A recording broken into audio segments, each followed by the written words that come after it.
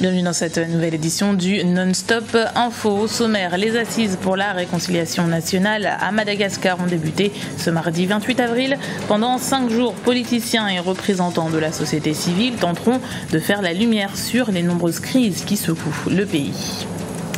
Avec 58,75% des voix, le président Faure Gnassingbé est réélu à la tête du Togo. C'est la commission électorale qui en a fait l'annonce mardi. Le dirigeant au pouvoir depuis 2005 entame ainsi son 3e mandat.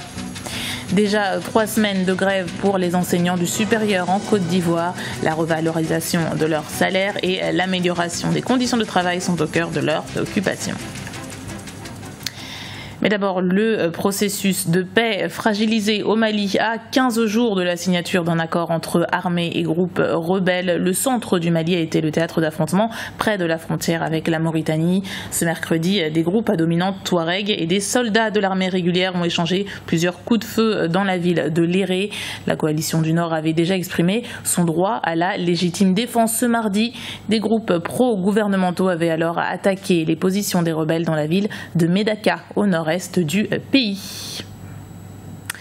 Prochain jour décisif pour la politique malgache. Les assises de la réconciliation nationale ont démarré mardi à Madagascar.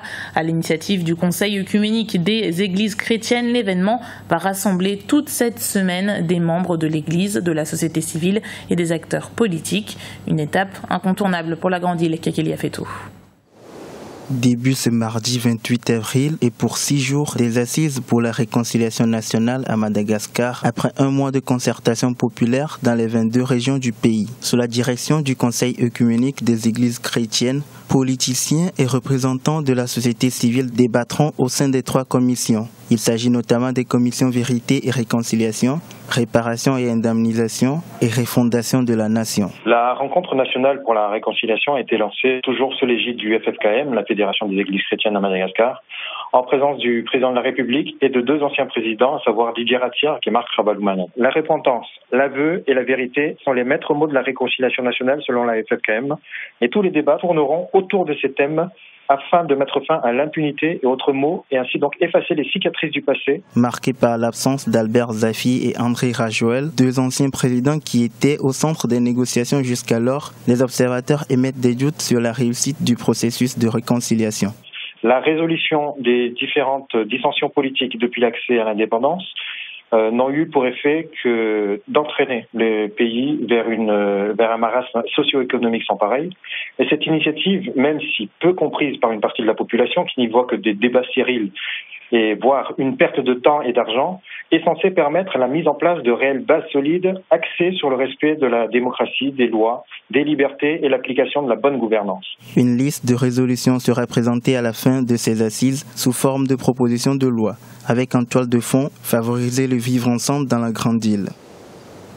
L'émotion était trop forte au Gabon. Les sympathisants de l'ancien opposant gabonais André Mba Obam n'ont pas pu se résoudre à laisser son corps rejoindre son fief du Nord. Une foule de fidèles a suivi le cortège funéraire de l'ancien ministre de l'Intérieur, mort le 12 avril, jusque sur le tarmac de l'aéroport de Libreville, la capitale. Les forces de l'ordre les y ont stoppés, mais l'avion n'a pas pu décoller à temps. La même ferveur a été constatée à l'aéroport d'Oyem, où des sympathisants attendaient le corps du secrétaire exécutif de l'Union nationale. Au Togo, la Commission électorale nationale indépendante, la CENI, a publié mardi soir les résultats provisoires du scrutin du 25 avril. Ces résultats donnent le président sortant gagnant avec 58,75% des suffrages contre 34,95% pour son principal rival, Jean-Pierre Fabre. L'abstention a été de 40%. Ibrahima Djoumaba. Au Togo, les résultats provisoires de l'élection présidentielle du 25 avril ont été publiés par la Commission électorale nationale indépendante mardi soir. Selon ces résultats, le président sortant Faure Gnassingbé s'en sort avec 58,75% des voix contre 34,95% pour son principal challenger, Jean-Pierre Fabre. L'opposition a très vite crié à la fraude. Les résultats qui ont été proclamés ne font pas l'objet d'un consensus au niveau de la CENI, ce qui, à mon avis, pose un grave problème de crédibilité de ces chiffres qui sont donnés. Je constate aussi que le général Sangaré, qui était un peu une caution morale pour le travail qui était fait par la CENI. Le général Sangaré nous a dit, a dû démissionner en chemin hier, notamment lorsqu'il a compris que le résultat allait être donné. Et donc tous ces éléments ne me semblent pas être de nature à mettre les Togolais en confiance par rapport à la crédibilité des chiffres qui sont donnés. On attend simplement la prochaine étape, à savoir celle de la Cour constitutionnelle, pour être située définitivement. La commission électorale a noté un faible taux de participation.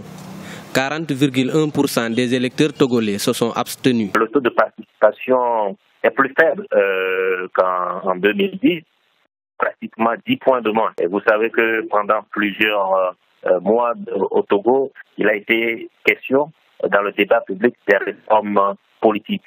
Alors, un certain nombre d'acteurs ont annoncé aux populations qu'il n'y aura pas d'élection. Il a été annoncé que le président sortant n'allait pas se présenter. Et il y a plusieurs organisations de la société civile, des droits de l'homme, qui ont appelé les électeurs à ne pas aller voter.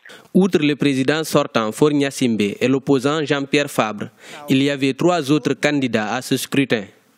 Aimé Tchabouré Gogué est arrivé 3e avec 3,8% des voix.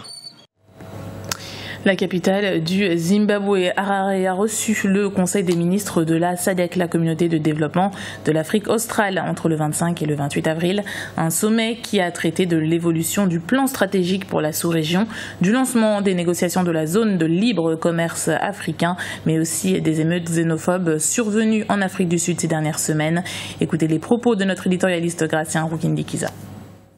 Les enjeux de ce sommet sur la stratégie d'industrialisation régionale sont surtout le développement économique, la transformation des matières premières et aussi la production de beaucoup de produits pour la sous-région, parce que on peut dire que c'est une région où il y a beaucoup de croissance. On peut parler de Mozambique, de Namibie, de l'Angola. Mais par ailleurs, on peut déplorer que dans cette région, il y a des économies qui ne sont pas à la même vitesse. Par exemple, on peut parler de l'économie tanzanienne qui s'oriente vers le côté libéral, l'économie de l'Angola qui se développe très bien mais mal organisée. On peut aussi parler de Mozambique, le nouveau pays qui a un essor très développé. Et l'Afrique du Sud dont l'économie commence à stagner. Ce qu'on peut déplorer aussi, c'est le manque de cohérence, de convergence au niveau de la politique sociale de ces pays. Et aussi, on peut ne pas oublier de parler de xénophobie qui se passe en Afrique du Sud, liée aussi à problèmes économiques de l'Afrique du Sud.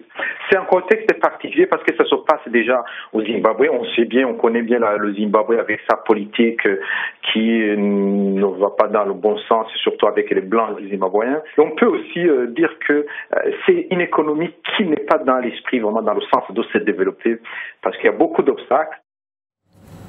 En Côte d'Ivoire, les enseignants du supérieur sont en grève depuis 3 semaines. Ils revendiquent une amélioration de leurs conditions de travail ainsi qu'une revalorisation de leur salaire. Les acteurs du secteur de l'éducation qui réclament également le paiement de plusieurs mois d'arriérés. Kekili Afeto. En Côte d'Ivoire, la grève déclenchée par les syndicats d'enseignants du supérieur bat toujours son plein. Les enseignants ont porté plusieurs revendications aux autorités de tutelle qui, pour l'instant, n'ont pas été satisfaites. Au niveau des conditions de travail, il n'y a pas de laboratoire, il n'y a pas de matériel didactique. Il n'y a pas de Wi-Fi dans un pays comme la Côte d'Ivoire aujourd'hui. Son université manque de Wi-Fi. Il y a eu un décret en 2009 dont l'application a été graduelle et donc engendré des arriérés. Nous voudrions de nouvelles primes de recherche vraiment à la hauteur du niveau que nous avons atteint. Voici des points. Et quand nous sommes allés le 26 février devant le Premier ministre de Côte d'Ivoire, ce dernier a jugé raisonnable et recevable les 3 points que j'ai cités après, sauf qu'il a dit que les arriérés que le gouvernement a déjà décidé d'annuler. Imaginez quelqu'un qui doit et qui décide de lui-même d'annuler cette dette. Où est-ce que vous avez vu ça? Inquiets de la tournure des événements, les étudiants se rallient à la cause des grévistes. Ils dénoncent le manque d'implication des autorités pour trouver une issue à cette crise qui paralyse les enseignements. Nous avons constaté que durant ces 3 semaines, les autorités n'ont pas pris le temps de discuter avec les enseignants. Puis, ceux qui font comme si de rien n'était, ça n'émeut personne. Alors, nous disons que si rien n'est fait, nous partons directement vers une année blanche. Depuis la prise du pouvoir de M. Alassane Ouattara, nous sommes la seule corporation à pouvoir consentir véritablement un sacrifice pour qu'il puisse avoir une sorte de réhabilitation, entre guillemets. Donc, nous sommes dans une université où on a passé il y a 2 ans à terre. On vient encore nous imposer une 3e année. C'est le problème fondamental aujourd'hui pour lesquels nous étudiants, nous ne pouvons plus rester mobiles, nous sommes obligés de véritablement lutter. Du côté des autorités, on appelle les enseignants au calme et à la patience en promettant une prise en compte des préoccupations des grévistes. Reste qu'à l'heure où la Côte d'Ivoire aspire à devenir un pays émergent, enseignants et étudiants veulent avoir les moyens de participer à cette œuvre commune. C'était le journal de la rédaction. Merci de l'avoir suivi. Retrouvez dans un instant une nouvelle édition du Non-Stop Info sur Africa 24.